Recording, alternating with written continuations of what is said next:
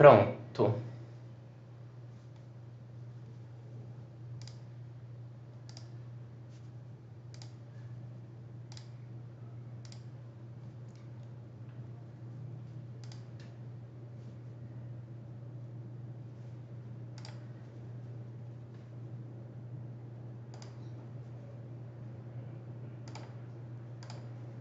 Has reached everybody.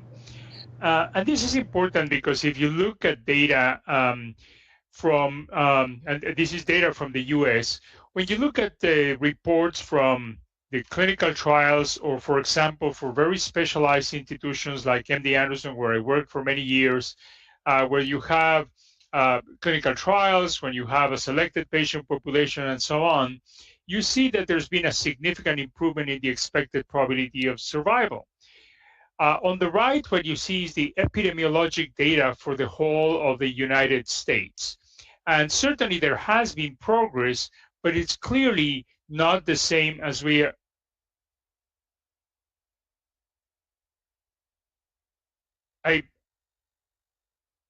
Kathy, I'm hearing an echo. Are you hearing me well, or is there an echo? It's okay. I have somebody entered in the conference, but now it's okay. Okay, good. All right, so on the right, you see that epidemiologic data, and there's been progress, but it is not quite as much as we have seen in selected populations. So when you look, and again, this is particularly studies that have been done in the US, but you see some of the factors that predict the probability of survival of patients with chronic myeloid leukemia.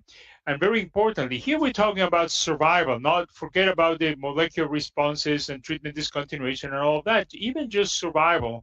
You can see that the survival probability for the Black patients is not nearly as good as that for the white patients. So on the left side, you see on the top graphic, the blue, the dark blue are the Black patients, whereas the red are the white patients, and even better, the Asian patients do even better. And then when you look at the factors that determine the probability of survival, the patients that do not have insurance, the patients that are poor, the patients that have less education, those are the patients that have the worst outcome. So in addition, we did an analysis for the state of Georgia, where I work now, and in every state in the United States there are different regions that we call counties. So in this analysis, what I'm showing you is the probability of survival for patients who live in the state of Georgia according to what county they live on. So if you focus on the bottom right, you can see that there is a huge difference in the probability of survival depending on where they live.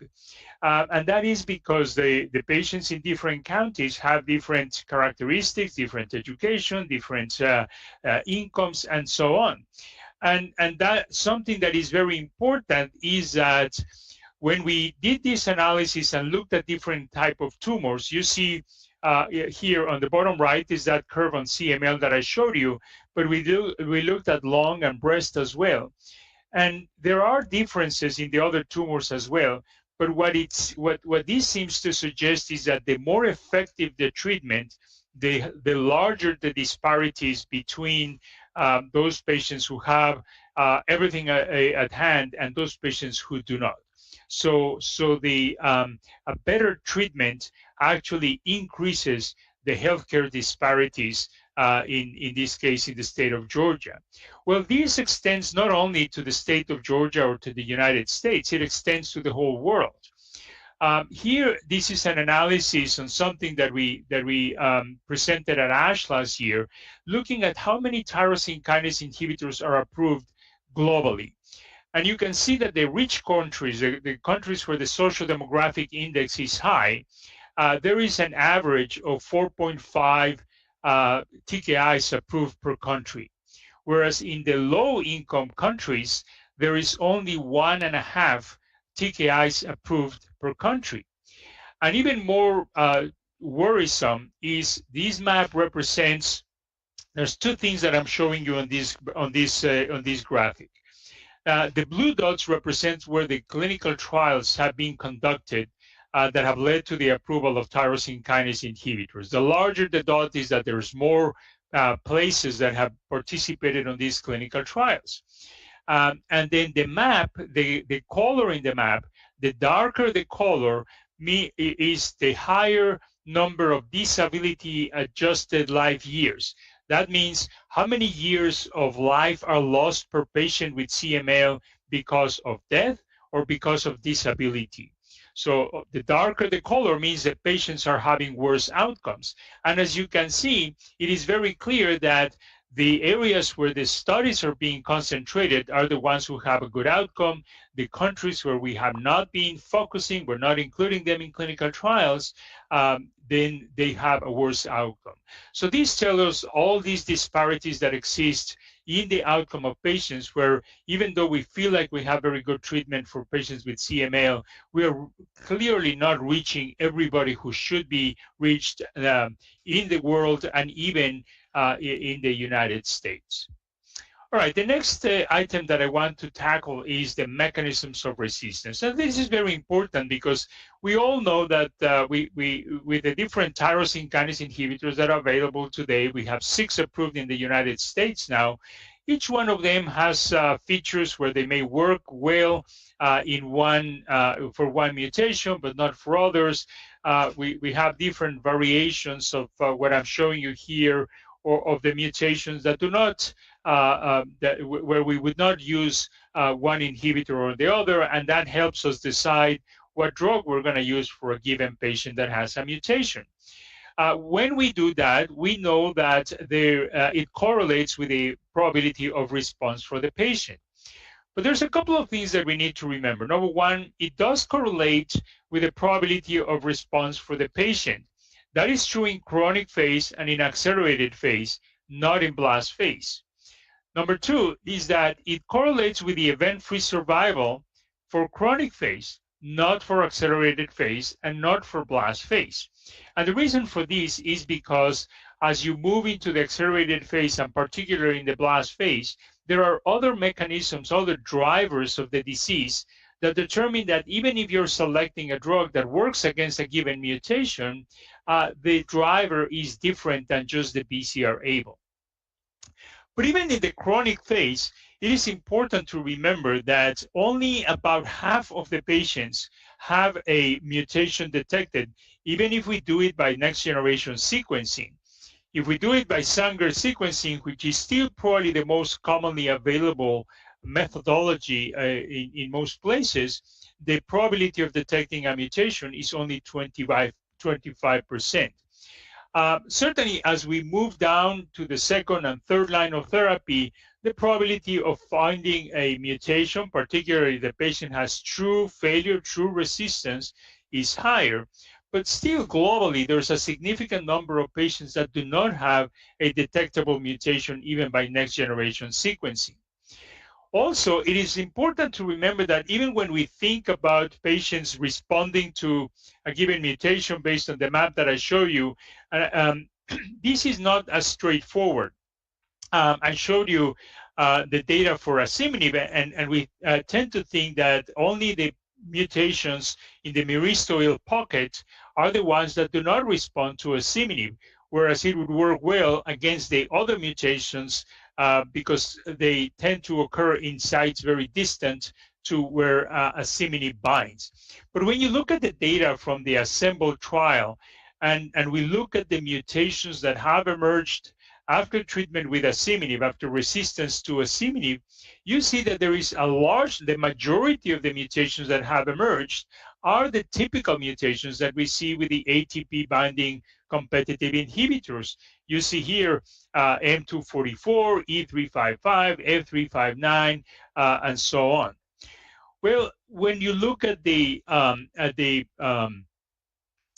IC50s for growth inhibition of cells with given mutations, and let's focus on the first column of this table, which is for asciminib, you can see that for the IC50, for example, for T359 is 7.6. we know that for T359, we need higher doses of asciminib. That the standard dose is 200 milligrams twice daily, whereas for the other patients, we gave 40 milligrams twice daily or 80 milligrams once daily. So there are a number of mutations that have a lower IC50 than that. Now, keep in mind that the concentration that you need is always higher for a patient that has a mutation than patients that do not have a mutation. But there are many other mutations of the classical mutations that we see with imatinib and the other tyrosine kinase inhibitors that actually have higher concentrations than T359. For example, E355G, Q252, F359. So we actually need to pay attention of what mutation the patient has, because there are some mutations that are not T359 that still may require higher doses. Now, we don't have clinical data on that because we've only used the 200 milligrams twice daily for the T359, but clearly we have not studied these enough. But this goes beyond just the issue of what specific mutation. When you look at data with ponatinib, for example, on the left, this is the PACE study. On the right is the OPTIC trial. You can see that the patients that have the worst probability of response are the patients that do not have a mutation. So we are very focused on what kind of mutation the patient has. But since half of the patients don't have a mutation, to me, clinically, those are the patients that worry me the most. Those are the patients where I don't know the mechanism of resistance, and therefore is less likely that the inhibition of the kinase is the problem, or the lack of inhibition because of a mutation.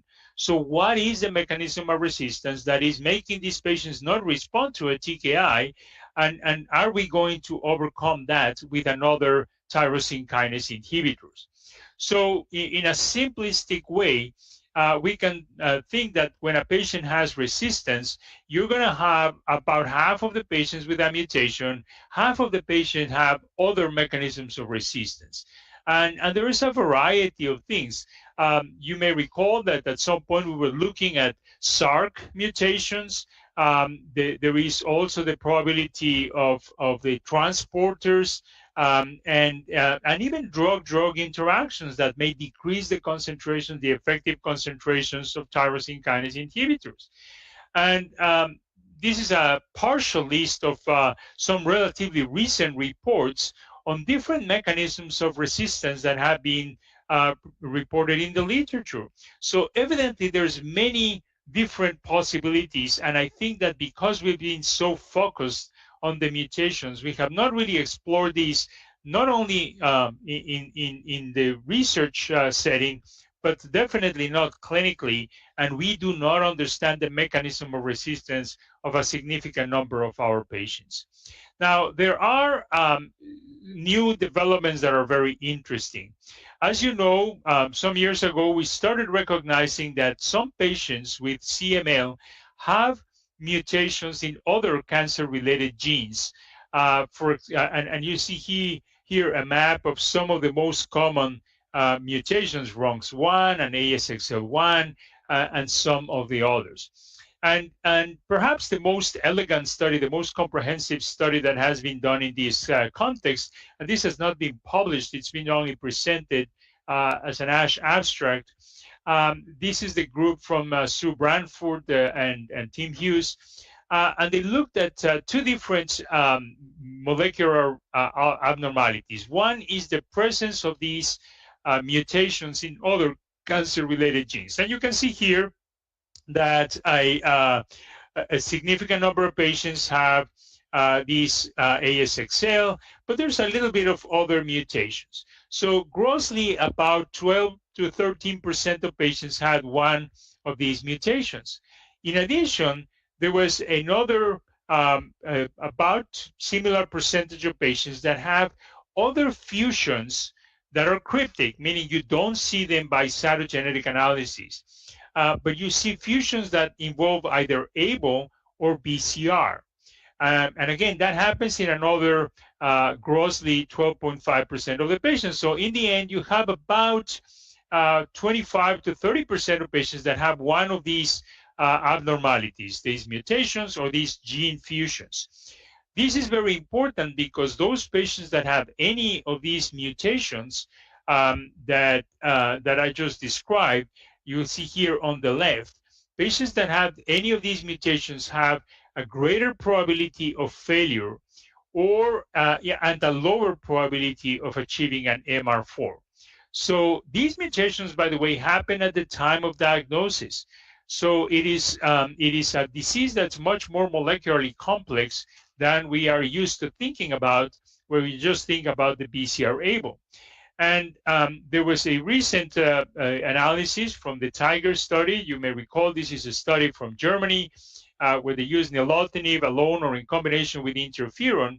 And you can see that the probability of response for patients that have ASXL1 mutation at the time of diagnosis have a significantly worse probability of responding. The question is, what do we do with this information?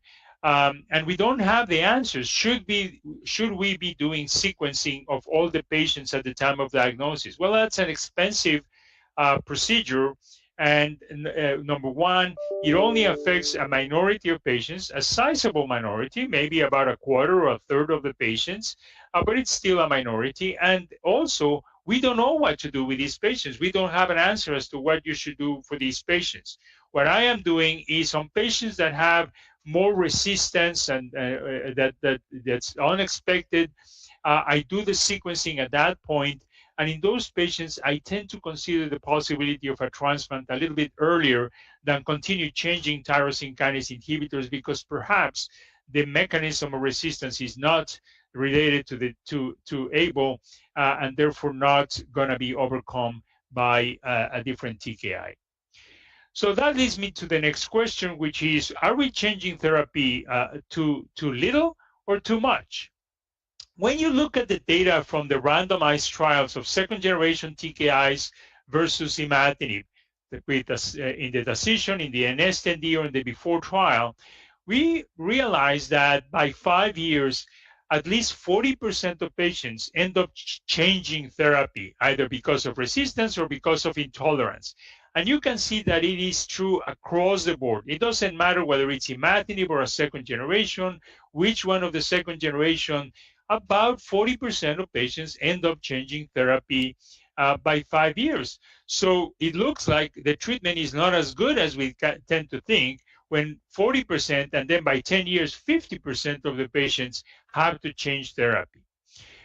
One of the areas that has been very controversial is this 3-month response, this early molecular response, when if the patients go below 10%, we think they're good. If they're more than 10%, we think that they're not doing as well. And there's been controversy as to whether we should change therapy on these patients or not. Well, the only prospective study looking at these with the current definition of the 3-month response is this study called the Discern study. You may recall that we did an earlier study in Latin America, a very good thing that we did it in Latin America, which was called the LASOR study, that looked at the same thing. The issue is that was with an earlier definition of early molecular response based on the ELN 2009. So this is with this 10% response by 3 months. And these patients were on imatinib. They were randomized to change to dasatinib or continue with imatinib. And as you can see, there was a benefit by changing to dasatinib with an improvement in the response, in the major molecular response 12 months after the change. But as you can see, the difference is not huge. There's a small difference in favor of dasatinib, but it is a small difference. But perhaps more important is that there's absolutely no difference in the progression-free survival and no difference in the overall survival, which is the main thing that worries the people about the lack of an early molecular response. We've seen these graphics showing a worse progression-free survival and a worse overall survival. So to me, this means that we should not be changing therapy in these patients because although we do get some better probability of major molecular response, like this writer used to say, a difference to be a difference has to make a difference. And to me, that small improvement in major molecular response really doesn't make that much of a difference. Now, you may think, okay, yes, but it also matters in terms of the deep molecular responses. We know that those patients that get an early molecular response had a better probability of achieving a deep molecular response. I'm showing you one of the studies that have shown that, also from Sue Bramford. The blue curves represent those patients that have an early molecular response at 3, 6, 12, or 18 months, and clearly they have a better probability of a deep molecular response. Well, in the Discern study, we did see an improvement, but for example, for the MR 4.5, the difference is only 10%. So it improves the probability of an MR 4.5 by only 10%. So if you're going to be changing everybody because of this lack of response at 3 months, you're going to impact only about 10% of the patients. So is that significant? Is that worthwhile, the change? When, you know, if that's 10%, not all of them are going to be sustained, and then half of them are going to lose the response if you stop therapy, you're really going to be impacting, in terms of treatment-free remission, maybe 5% of patients at best. So we need to think whether it's a change that really needs to happen for all the patients. Well, there's also a recent analysis of the OPTIC trial looking at the early responses in that context. You remember, these are patients that have received 2 or more prior tyrosine kinase inhibitors, and now they're switched to ponatinib. And again, we see that those early responders have a better outcome, better progression-free survival, better overall survival.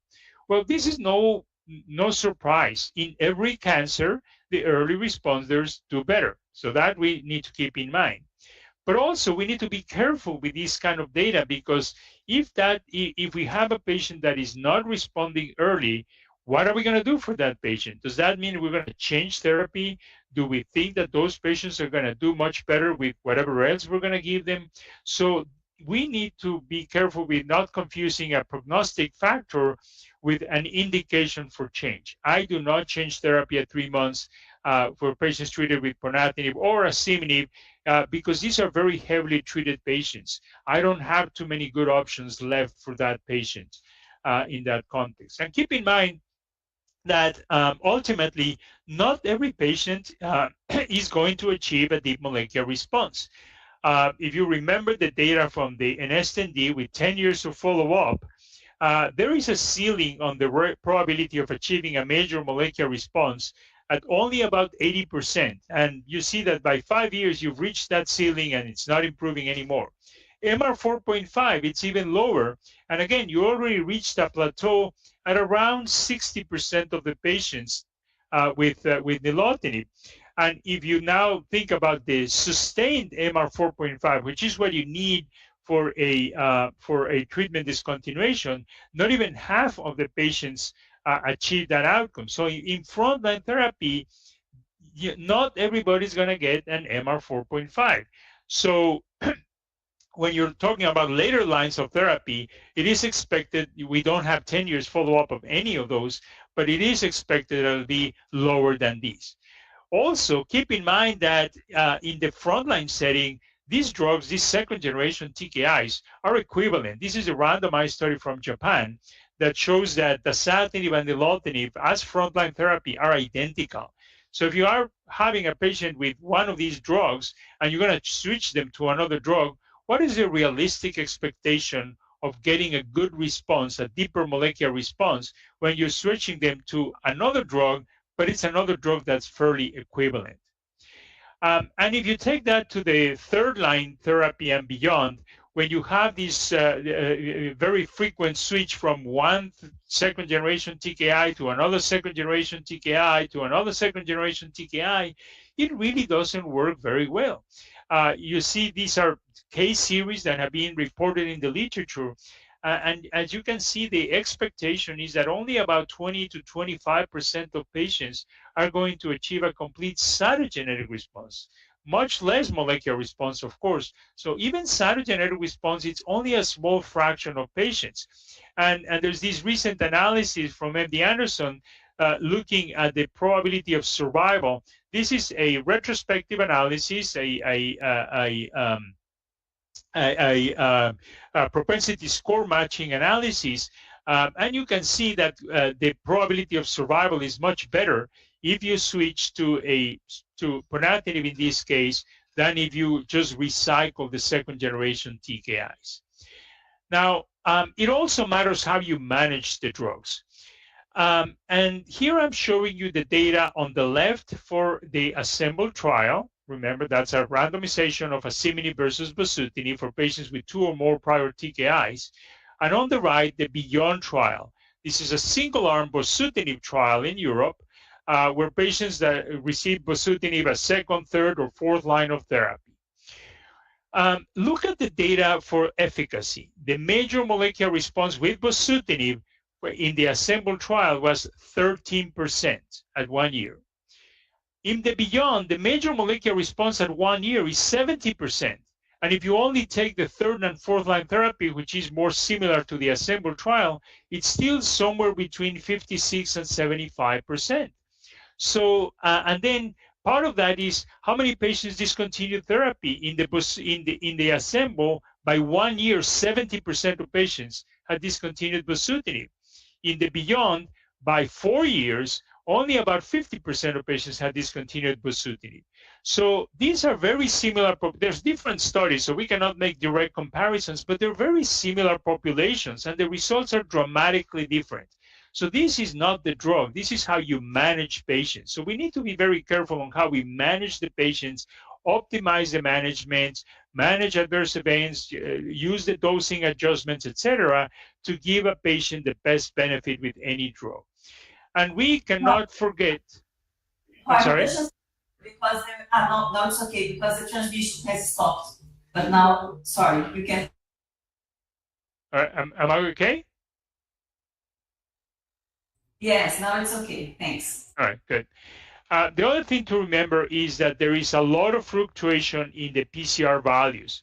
This is a experiment done by Sue Branford, where she took one sample from one patient, divided it into 96 aliquots, and then did the testing over 3 months.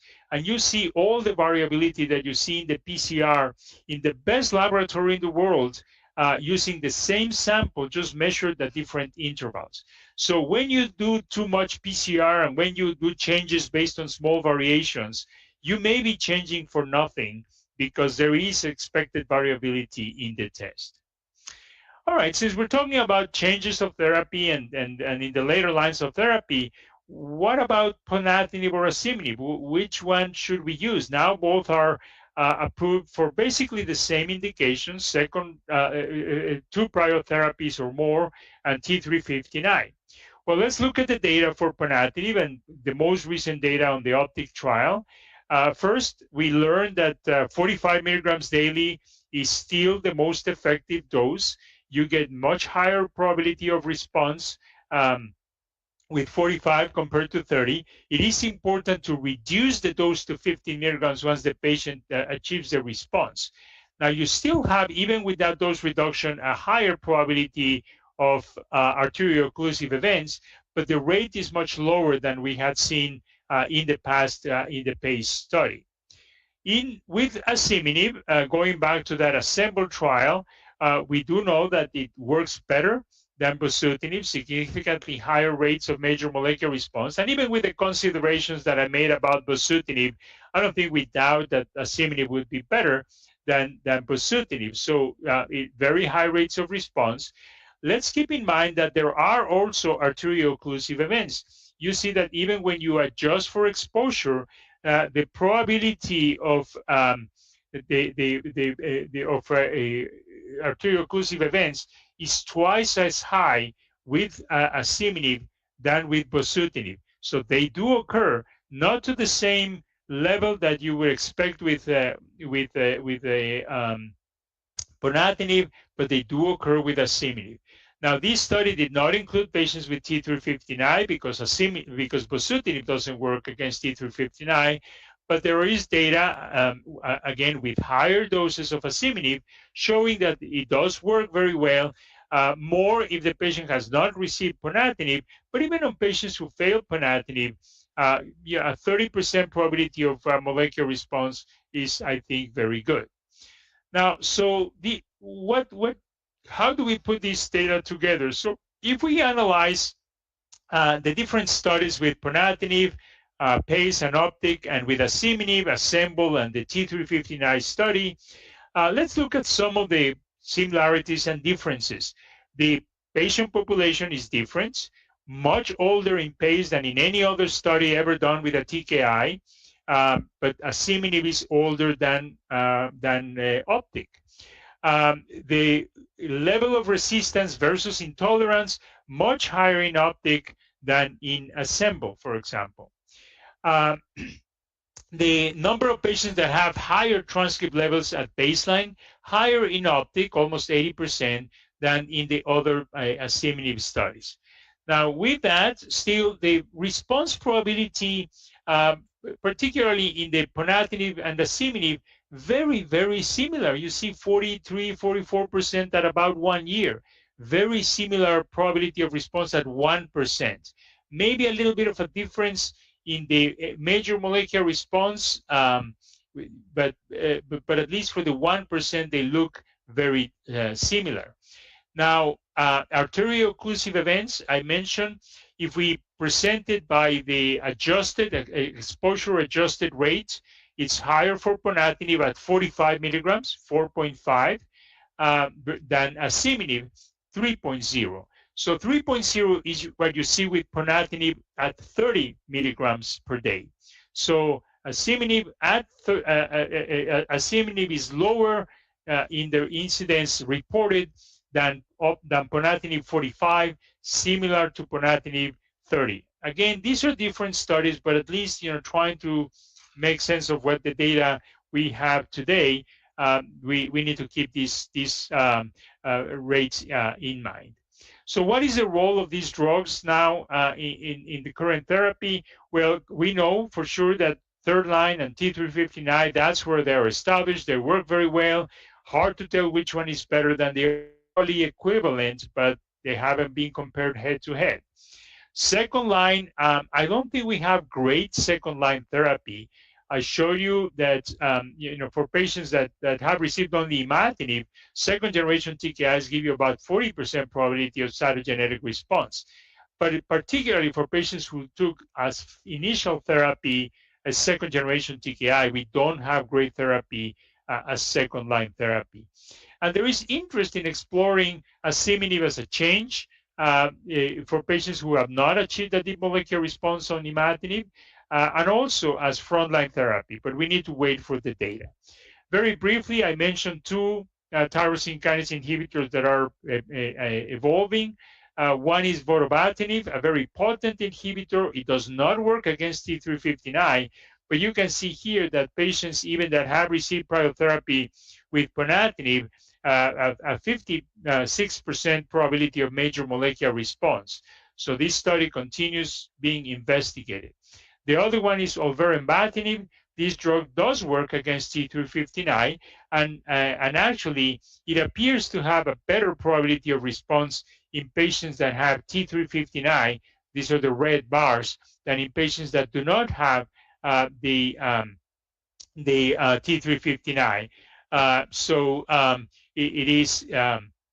It is particularly beneficial, especially when you look at the deeper molecular responses, particularly beneficial for T359. Also, the drug is advancing in clinical trials.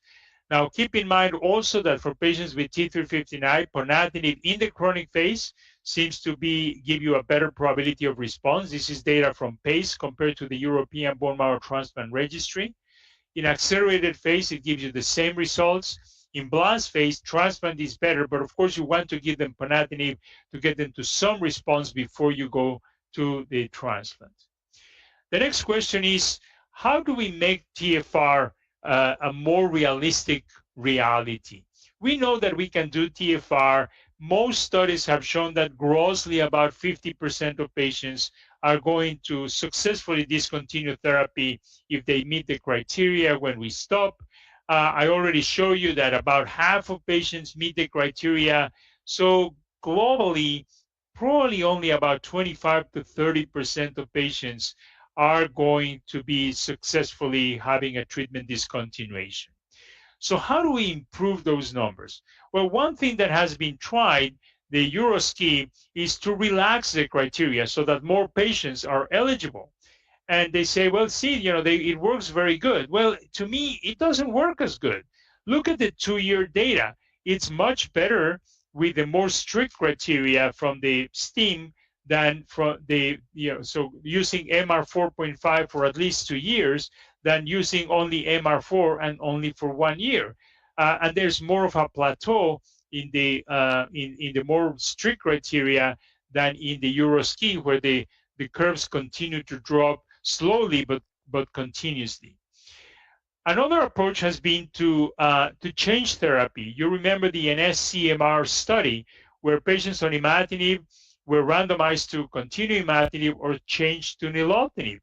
And what we learned is that there were more patients who reached the MR 4.5 with nilotinib than continuing on imatinib. But there were some arteriocclusive events, more with nilotinib than with imatinib. So when you analyze these, there is a 1.7% higher probability of achieving an MR 4.5 if you switch to nilotinib, but there is a 6.5 higher probability of having an arteriocclusive event, and a couple of them were fatal. So we need to be very careful when doing these switches, how much the risk-benefit ratio is for that switch, and is it worth it for the patient? To me, the answer is for a few patients, you may want to consider it, but I don't think this should be the standard. Now, I mentioned there is an interest in adding asciminib to imatinib, and we did that on this study. They asked for more, and it does show that you get a better probability of this MR 4.5 with asciminib. These are 2 different doses of asciminib compared to the switch to nilotinib, and of course better than staying on imatinib. We are now adding another arm to say, well, do we need to add asciminib or just change to asciminib? So we'll have to see what that shows, and also see the long-term probability of arteriocclusive events and other toxicities. I think that asciminib may have a lower risk of these events than nilotinib, but we need to wait and see for the data. To me, the best way to improve the outcome is waiting longer. We published some years ago that patients that have MR 4.5 for at least 6 years, the risk of losing the response is only about 5 to 10%, 5 to 15%, compared to the earlier discontinuation. And the Euroski also showed that for every year that you wait longer, you improve the probability of staying in remission by about 3% per year. So to me, waiting longer before you stop, not on treatment, waiting longer with a deep molecular response lasting longer is beneficial. Finally, are we listening to our patients? And there's many aspects of this that I want to highlight. One of them is many people are very worried about the diarrhea for bosutinib because it is so frequent, and it is very frequent. It happens in 80% of the patients, but it happens with other drugs. And for example, in this analysis that we did from the before trial about the impact on the quality of life of the patients that have diarrhea, that they have diarrhea with bosutinib, which is the orange bars, or with imatinib, which are the blue bars, you can see that the quality of life decreases with diarrhea. But the decline in the quality of life is much greater with the diarrhea that the patients have with imatinib, because the diarrhea with bosutinib is very manageable, very transient. So it is not something that should dissuade anybody from using bosutinib when it is indicated. I've also talked about the arteriocclusive events. I am a little surprised that there tends to be the perception that dasatinib doesn't have arteriocclusive events, But when you look at the data of nilotinib and dasatinib versus imatinib in the randomized studies, you can see that both of these drugs double the risk of cardiovascular events compared to imatinib. They also increase the risk of cerebrovascular events compared to imatinib.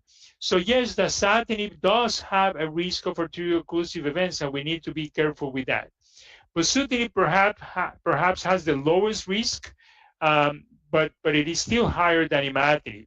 The only drug that we think doesn't increase the risk is imatinib. Now, ponatinib, on the other hand, we think that it has arterial-occlusive events, and there are no question that it does. But I think that what was presented in the PACE study was an exaggeration of the risk. And that is because many factors that were included were not really arterial-occlusive events, were symptoms that like chest pain due to indigestion and cold hands and things like that, that the FDA said that could be an arterial-occlusive event.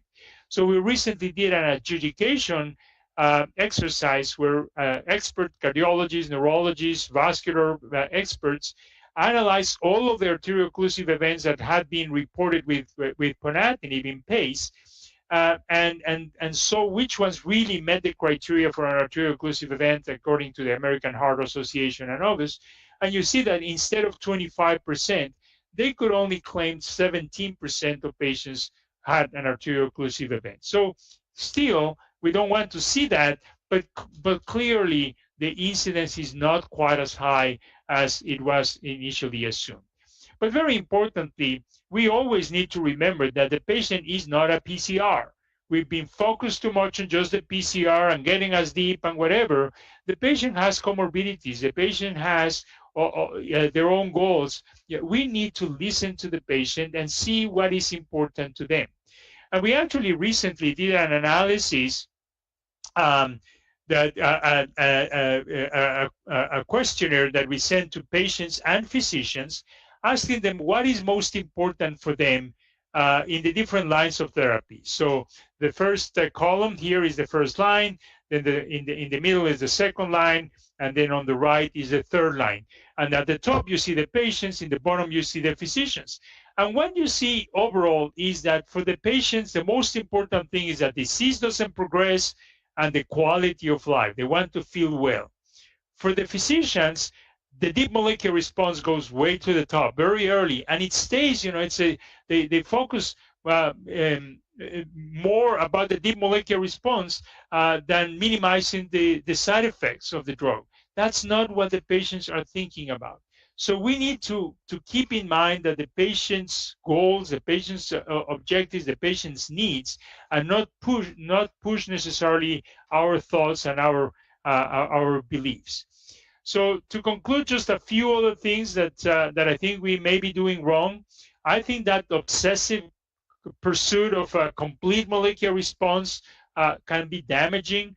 My interpretation of the molecular response, it's a measure of success, not a measure of failure.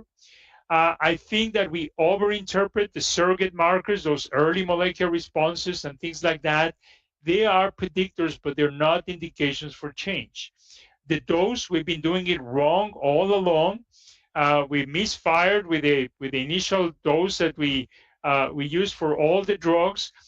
We also have learned from OPTIC that we don't need to stay at the highest dose forever. Patients, when they respond, maybe we can lower the dose, not just because they have side effects, but even just because now you've controlled the disease, and that lowers the risk of adverse events. I think we change TKIs too often, trying to go for the deep molecular response and for minimal side effects instead of managing the side effects. And we're not managing the patient as an individual. We are, as I said, focused too much on the PCR. So with that, I conclude. And you may not like what I said. You may criticize me for some of the things that I'm mentioning. But as Aristotle said, the only way to avoid criticism is do nothing, say nothing, and be nothing. With that, I'll conclude. I thank you for your attention, and I'm happy to answer any questions.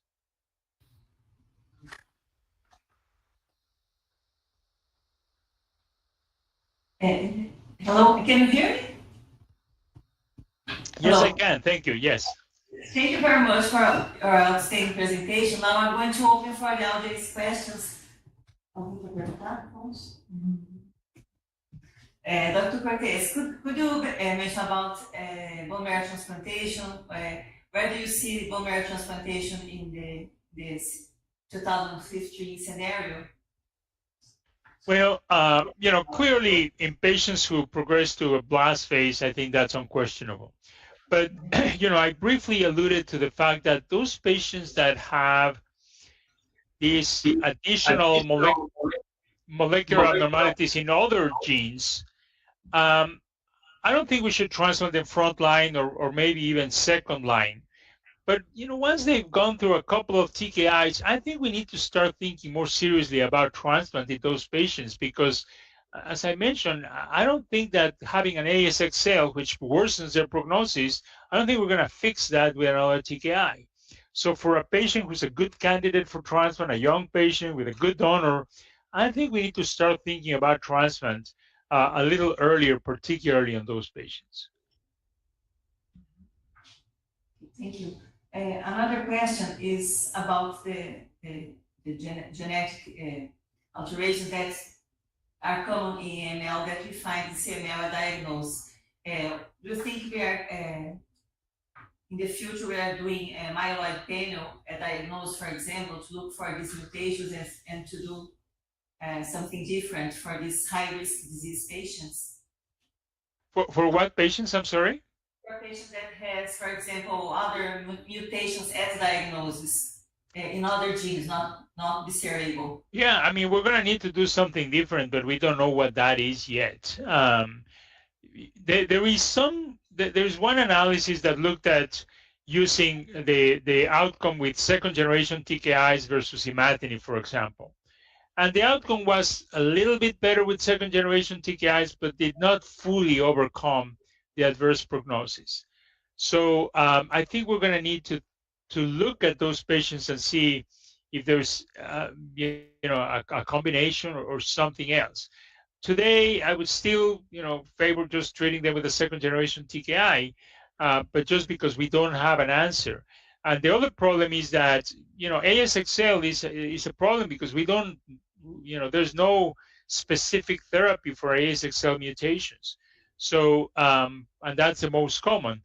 But in addition, there are many other abnormalities. So it could be that what works for somebody who has an ASXL mutation doesn't work for somebody who has a RUNX1 mutation, for example.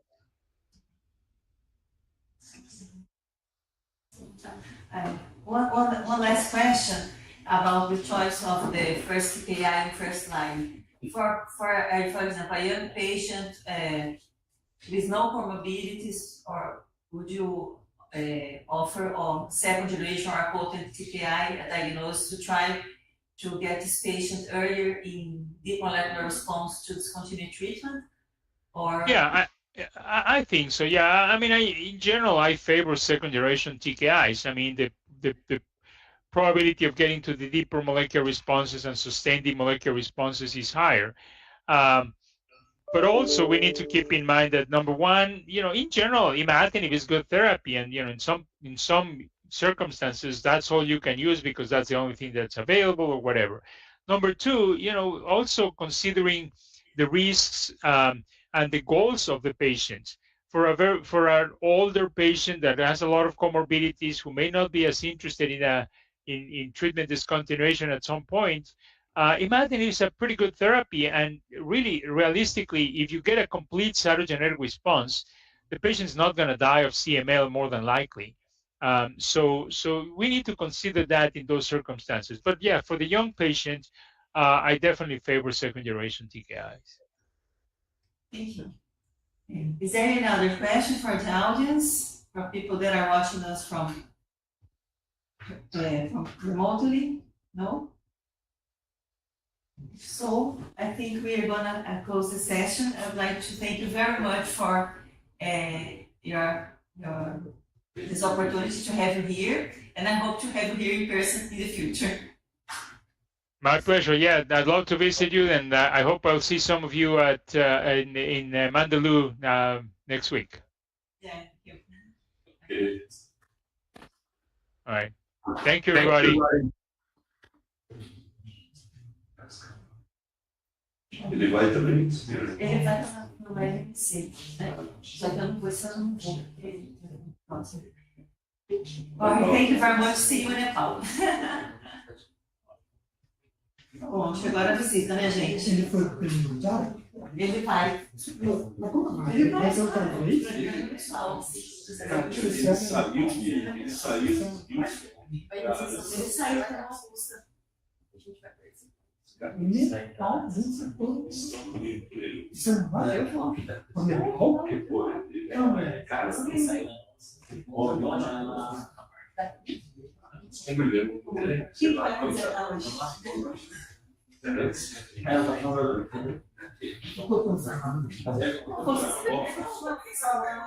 Olha, já votei em vocês, eu aproveitei. Uma coisa é às 4 horas.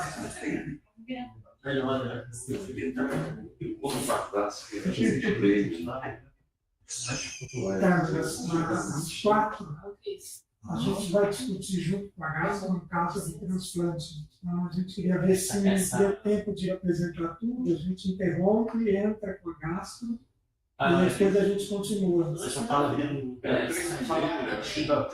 Você fala só pra mim depois, o split pegando logo aqui. Mas acho que como os outros casos são mais rápidos, Tá bom, só vou abrir aqui a nova. Quem que vai discutir da gata? É no caso que a gente está em Maria, eu fui fazer uma observação de cheiro, aí tem a anatomia patológica, Eles vão entrar remotamente? na verdade, eles vão discutir na reunião que E a gente vai participar. A gente que vai entrar. Isso. Não quer entrar já? Eles já estão reunidos? Ainda não estão, a gente estava começando. E se eles já tivessem reunido, né? Sim.